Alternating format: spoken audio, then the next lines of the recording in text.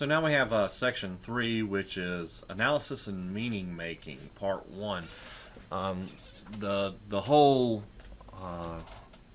topic of analysis and meaning making usually takes more than just one class period, so I tend to break it into 2 parts.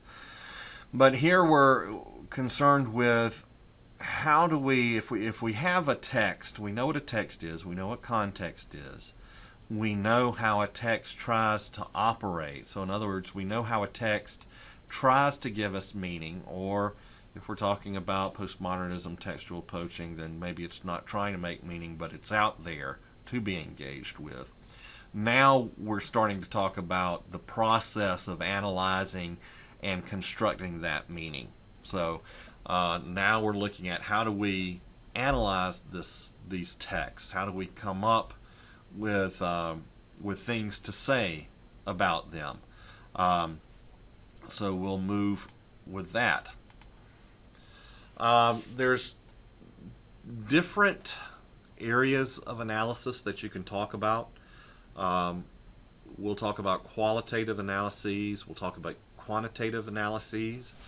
So the difference is that in qualitative versus quantitative, and maybe it's easier to explain qualitative if I explain quantitative first. A quantitative analysis is when you're doing some form of number counting.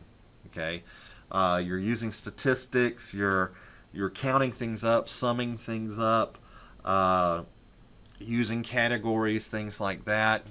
Doing experiments or surveys or whatnot, and you're getting data that ends up being numbers that you crunch, right?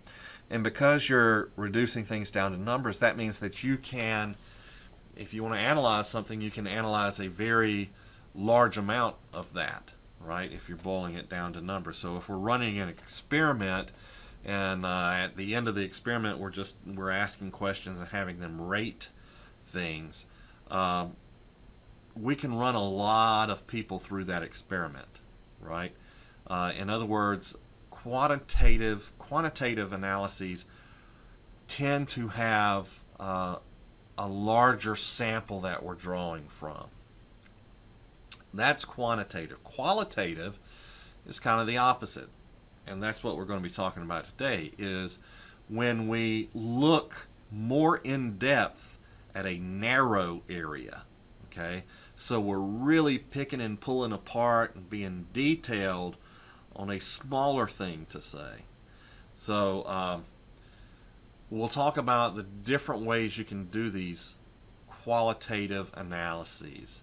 And just to sum up what this slide says is it provides an in-depth explanation of the content of media texts and the implications of those media texts. It can be extremely detailed, but also it can give us a culturally relevant analysis, and we can talk about how that's a good thing, and maybe that's also a bad thing in some cases. It can be subjective, and therefore it kind of lacks a systemized way of being verified by others. So if we're talking about how I saw a text and made meaning out of a text, let's say it's a movie, it's a Pirates of the Caribbean movie, okay? The things that I analyze in it and the things that I uncover in that, watching that movie, may be totally different than someone else who watches that movie. So we can come up with different ideas. And because of that, it lacks what quantitative analyses like, which is to say, okay, well, our study is systemized, and therefore people can repeat it and verify the findings. Well, if something's a lot more personal and a lot more subjective, it gets harder for other people to verify those things.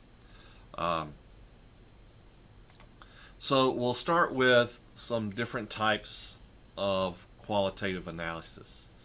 And semiotics is a good place to start. Semiotic analysis comes from the field of semiology. Semiology just means the study of symbols, right?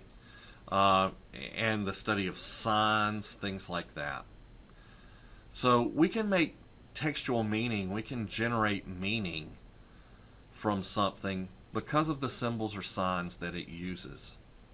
Okay? And so let's talk about symbols and signs a little bit more. A sign consists of a signifier and a signified. What a sign is a sign is a representation of the relationship or the duality of a signifier and a signified coming together. What that means is that you have a signifier, which is the means of representation, a signified, which is the concept that's being represented. As an example, I'll show you this picture right here. We commonly refer to this as Uncle Sam. The image itself, this picture, that is the signifier, this representation. Okay? The signified is the concept that this stands for. So when I show you this, it's the signifier. But if I ask you what is the signified thing coming out of this signifier, you may say patriotism, civic duty, military service, America.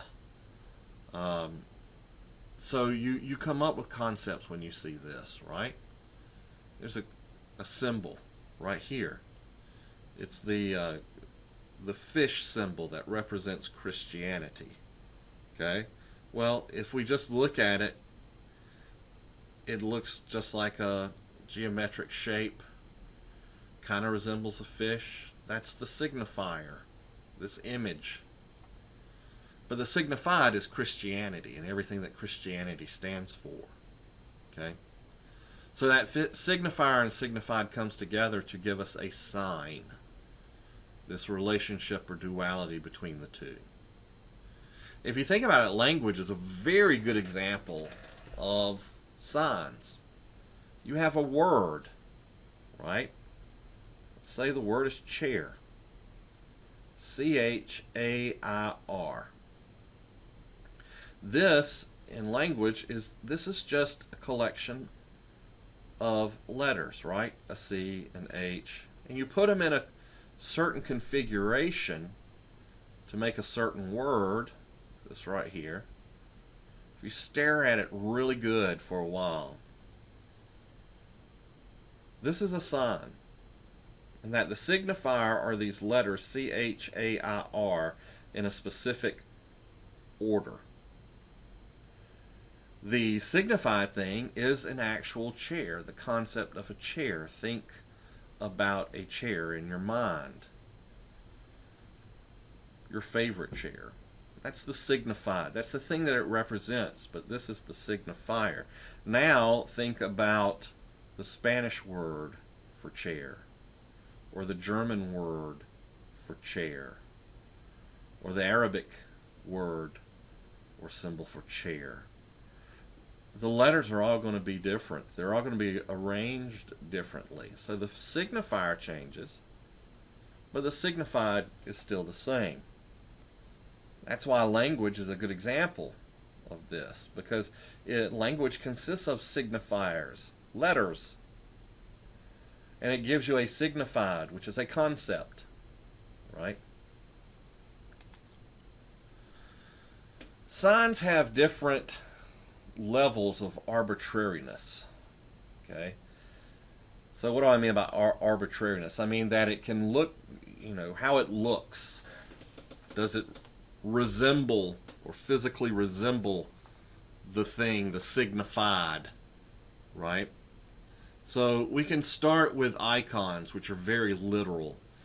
These are signs for which there's a physical resemblance. Computers, technology, they use icons well. So you have this little icon right here of a printer. What does that mean? Well, it means if you click this, it's going to print. It looks like the actual thing that you need. It looks like a piece of paper going through a printer and coming out with text on it.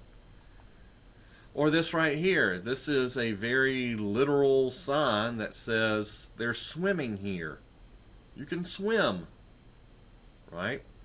So if you go to a lake or a pond or something and you see this symbol, you know, hey, I can swim in this area. Now we leave from something that's very, very specific to a little more arbitrary, and that's indexes, also known as indices, but Sometimes in semiotics it's spelled this way. So what is an index? An index is, there's no physical resemblance, but there's a corresponding association. When we see smoke, we have an association in our head that there's fire somewhere. When you see tears rolling down someone's cheek, you tend to think that person is sad. If you see someone shaking, you think that person is nervous about something.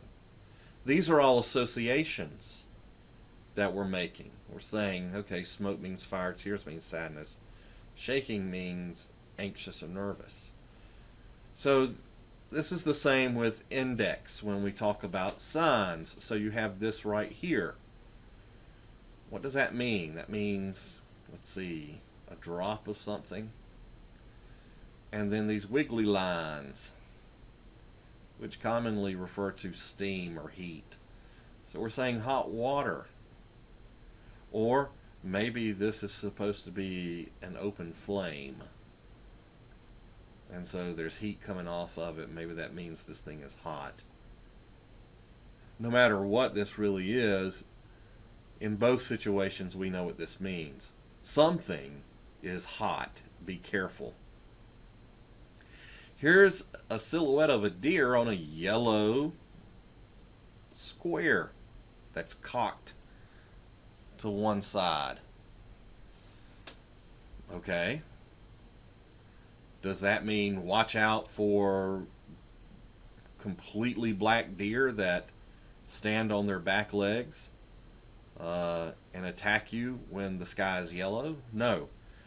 It means if you're driving, be careful, because deer cross at this point. And so if you're driving and not paying attention, a deer may jump out in front of you. You may have a wreck. Right? So these are indexes. They're telling you something. They don't necessarily look like the situation. Right? But they are showing you or telling you about an association. And then we just have symbols. Symbols are just completely arbitrary signs. Sometimes we've all culturally agreed on what the signified is, but if you think about it realistically, it's completely arbitrary. There is no underlying definite signified that you would look at and say, oh, that's what that does. For example, we've all kind of culturally agreed that when we see a red octagon, the thought in our head is going to be stop. Stop what you're doing. Stop the car. Okay? It's a traffic symbol. But if you look, there's no word stop on here. There's no picture of a car coming to a stop. But we've just arbitrarily agreed this is what that's going to mean. This is a biohazard symbol. Why it has these shapes on it, I do not know. It's arbitrary, but we've come to understand that what this means is biohazard. Okay? If we look at this last thing, this symbol right here, what is this thing telling us? It's telling us that there's a road ahead, a highway or interstate or whatever, but the number, the designated number for that road is 80. Okay? But it doesn't look like a road. It's a shape, but it doesn't look like a road, but it's telling us something. Okay? But these are totally arbitrary, so we call those symbols. Akin to having signifier and signified, we have denotations and connotations. What do I mean by that? Well, a denotation is the interpretation of what is represented at its most basic level. It's immediate, literal, and obvious. If we talk about this in terms of symbols, we're talking about a signifier here. Denotation is what something says. Okay?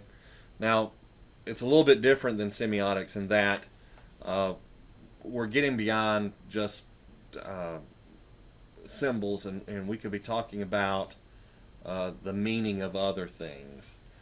Maybe someone writes you a letter, right? Or you have a conversation with someone, and there's the denotation, which is this interpretation of what is represented at its most basic level. It's immediate, literal, obvious.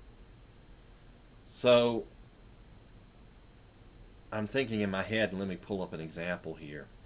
A couple of weeks ago, there was a student who was giving a final presentation, not at this university, at another university. The final presentation, the teacher had said, you need to stand up and present this as if you're presenting it to a real client. You need to dress professionally. You need to speak with appropriate words. You need to appear confident. You need to show me how you would do your best presentation for a client or to a client. Okay? And so this person gets up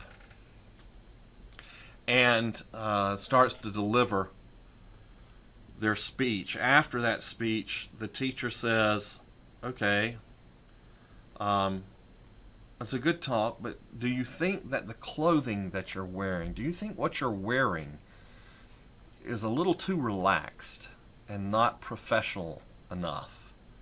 You're not perhaps dressing the best way you should for this presentation. And so the denotation there is that the teacher is saying, I'm not sure if what you're wearing is appropriate. It's the literal thing, right? Connotation is a second order or an associative meaning. It's what's really being said. Now, here's where the story kind of gets a little different.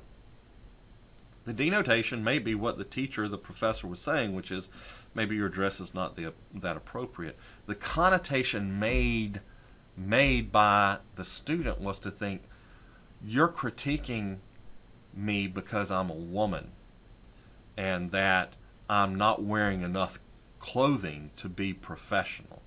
And the student took it as an insult. And so the student decided then and there to protest by stripping down to her underwear and continuing to give the presentation again, but this time in her underwear. The denotation was one thing, the connotation was another, right? What was implied versus inferred, sometimes we talk about. So there's things that are said, but then there's other ways that people can take things. And maybe it's intentional, maybe not. You know, I'm a heavy guy. If I've been eating a meal and my wife says after the meal, maybe we don't need dessert tonight. Okay? The denotation there on the face level is, I don't want dessert. You know, I've had my dinner, I don't want dessert. The connotation could be, Kevin, don't you think you've eaten enough for this meal? Don't you think you should stop and not, gorge yourself on something else? So there's that. We all know and understand what's going on here. There was during the Trump campaign for presidency at a debate,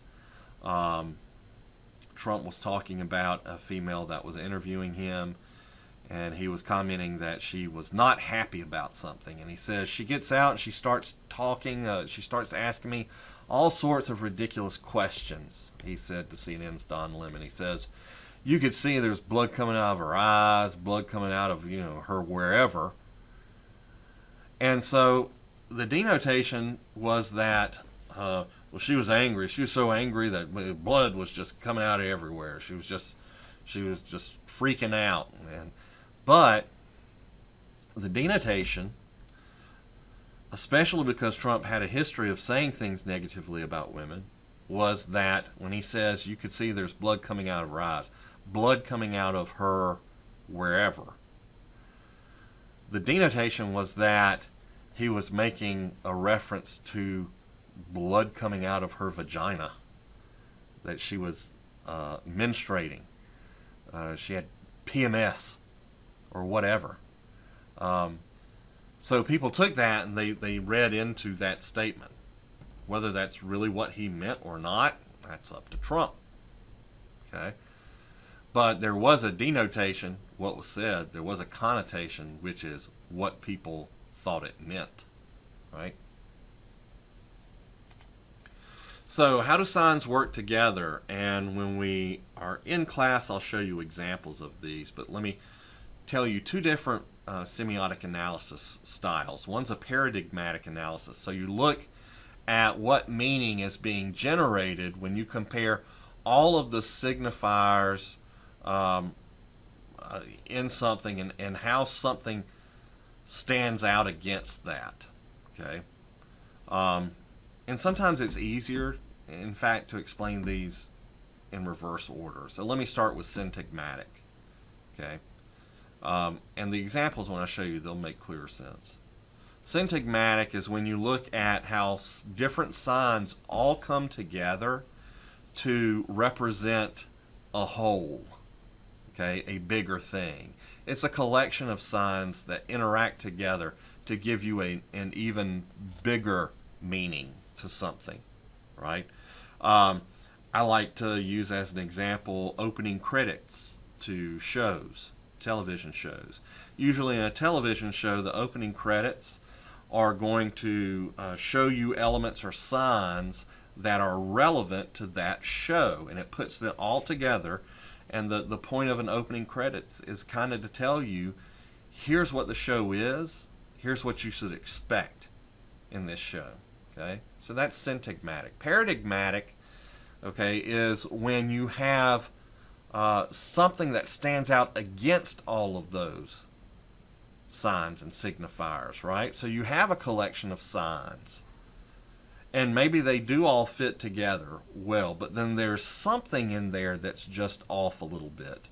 There's some sign that's unique and different, and that has a meaning to itself too. If you stop and think of all the things here, why was this element different? What was the producer, the artist, trying to say here? Why would they use this alternative sign compared to the others? Why are they making a point to stand out here? And so you can employ both methods when doing an analysis. What are some of the limitations of semiology?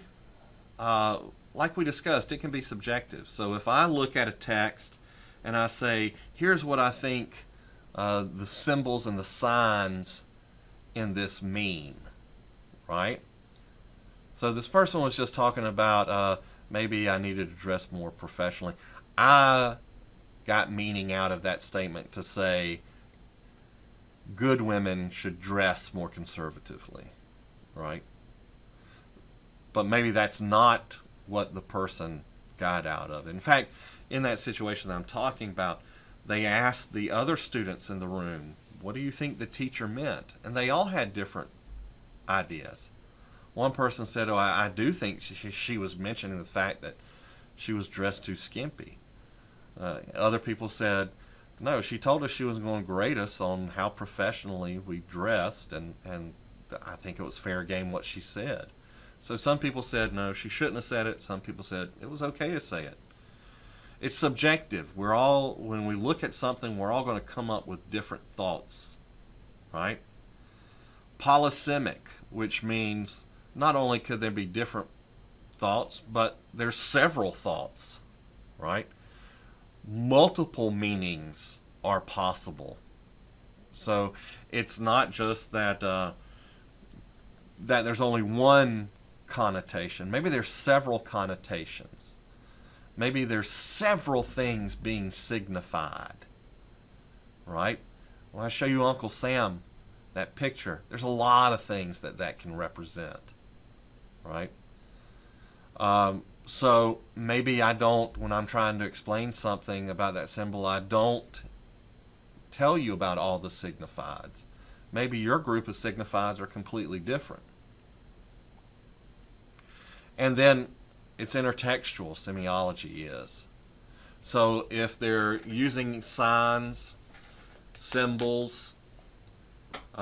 It matters that we know the background context of those things.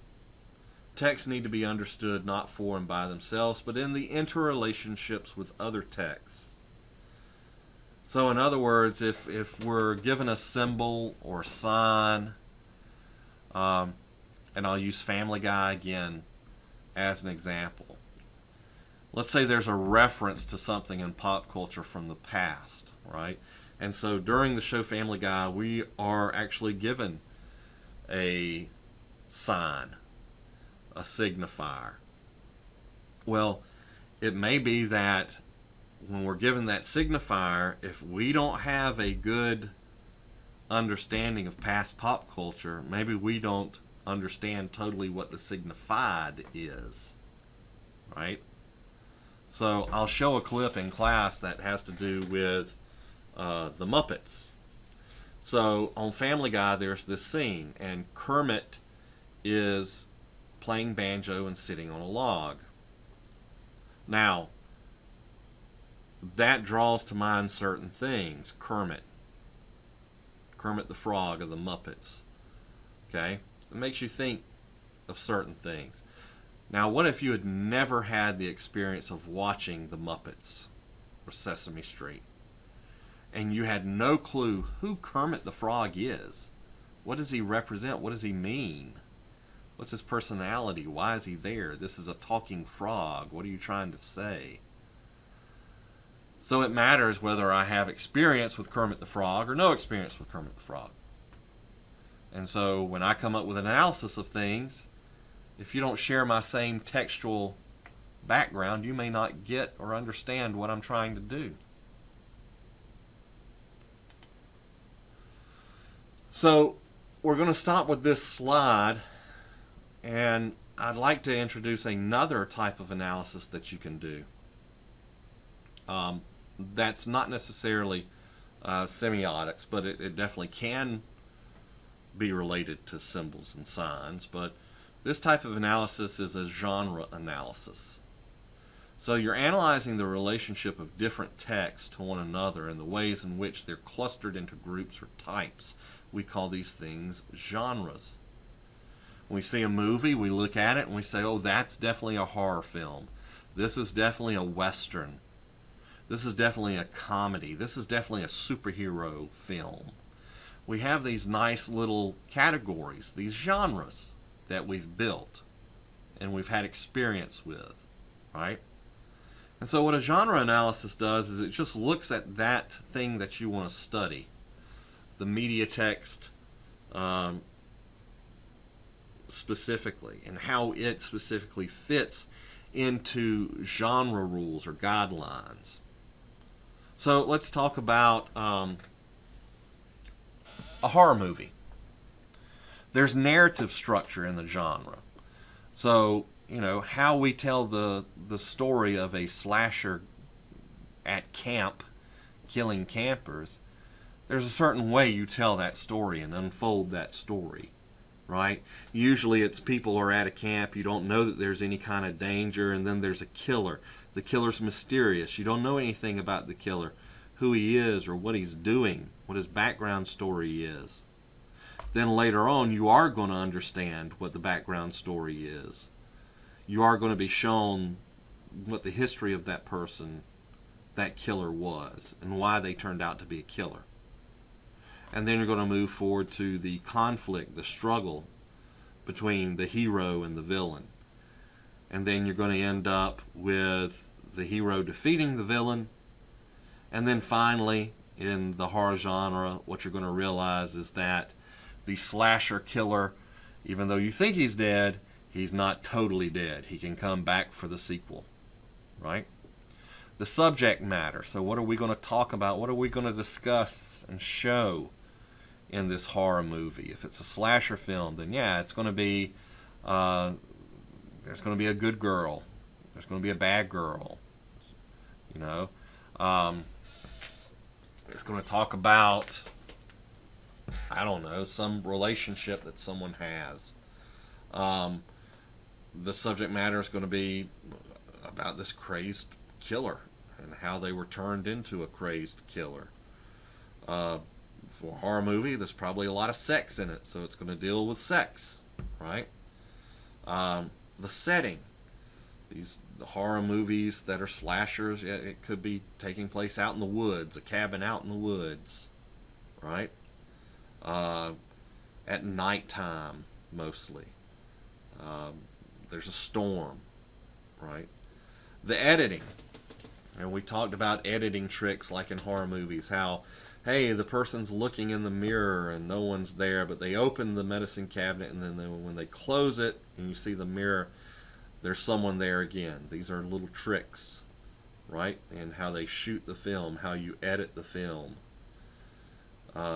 You do jump edits, right? Jump scares in horror films, so that people aren't suspecting something and then all of a sudden, boom, it happens and people jump up in their seat.